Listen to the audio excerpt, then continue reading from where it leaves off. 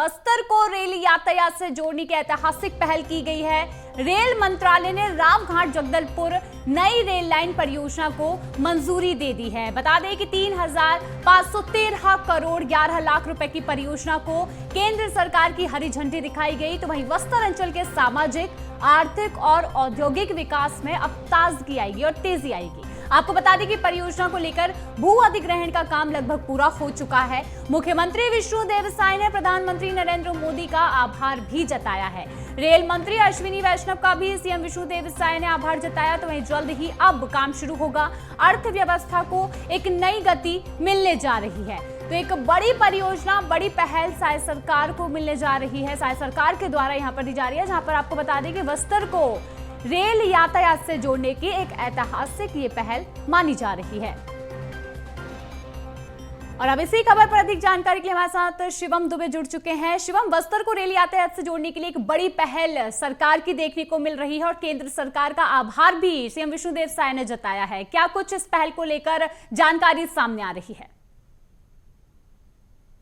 देखिए, मुख्यमंत्री विष्णुदेव साय की पहल पर अब पहली बार रेल कनेक्टिविटी से बस्तर जुड़ने वाला है। बस्तर में रावघाट और जगदलपुर की जो रेल परियोजना है उसको केंद्र ने स्वीकृत कर दिया है, उसकी स्वीकृति दे दी है। 140 किलोमीटर लंबी इस रेल लाइन को लेकर के 3500 करोड़ रुपए के ज़्यादा से लागत से इस परियोजना का निर्माण किया जाएगा। और इसीलिए सीएम विष्णुदेव साय भी केंद्र का आभार जता रहे हैं, प्रधानमंत्री नरेंद्र मोदी का आभार जता रहे हैं, रेल मंत्री का आभार जता रहे हैं, क्योंकि बस्तर जो कि पिछड़ा इलाका माना जाता था, जहां पे विकास की तैयार सरकार बनाने की पूरी कोशिश कर रही है, वहां पे अब विकास की गति और तेज होगी। क्योंकि रेल कनेक्टिविटी जब होगी तो ज़्यादा गति से वहां पास विकास पहुंचेगा। इसी के साथ साथ जो वहां के प्राकृतिक संसाधन है, जो वहां के लोगों के उत्पाद हैं, जो जनजातियों की परंपरा है, वो कहीं ना कहीं अब दूसरे क्षेत्रों से जुड़ पाएगी। और रेल कनेक्टिविटी का सबसे बड़ा फायदा ये भी होगा कि वहाँ के युवा जो दूसरे शहर में आकर के पढ़ना चाहते हैं, काम करना चाहते हैं, रोजगार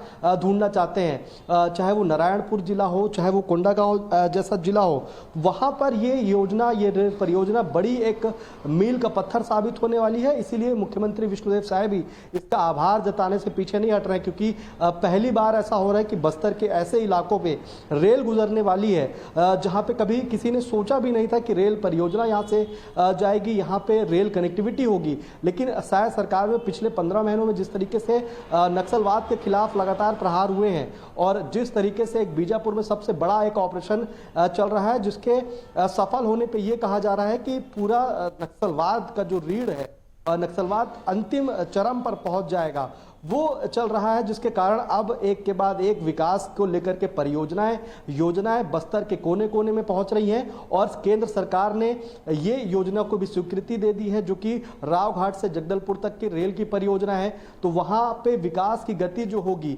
औद्योगिक क्षेत्रों से जो कनेक्टिविटी होगी अब बस्तर की, वो देखी जा सकेगी और इससे कहीं ना कहीं विकास को भी बेहद गति मिलने वाली है। जी बिल्कुल, अगर देखा जाए तो बस्तर की जनता को इससे कितना ज्यादा कितनी मदद मिलेगी, कितना ज्यादा सकारात्मक ये जो पहल है वो जनता के लिए, जनता के हित में देखने को मिल सकता है?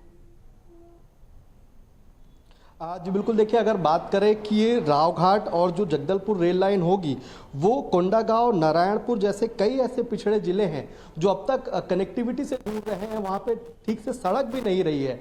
लेकिन अब वहाँ पे रेल परियोजना होने वाली है, रेल लाइन होने वाली है, जिससे वहाँ पे जो आदिवासी अंचल हैं, वहाँ पे कई ऐसे भी पर्यटन स्थल हैं, ऐसी भी जगह हैं जहाँ लोग जाने के लिए इच्छुक हैं। और जब नक्सलवाद का खात्मा हो रहा है तो कहीं ना कहीं जब रेल लाइन जब वहाँ पे शुरू हो जाएगी तो लोग वहाँ पे जाने के लिए इच्छुक होंगे, वहाँ पे पर्यटन को बढ़ावा मिलेगा। और इसके साथ साथ जो जनजातीय संस्कृति है, जो उनके उत्पाद हैं, वो कहीं ना कहीं शहरी क्षेत्रों तक वहाँ से पहुँच पाएंगे।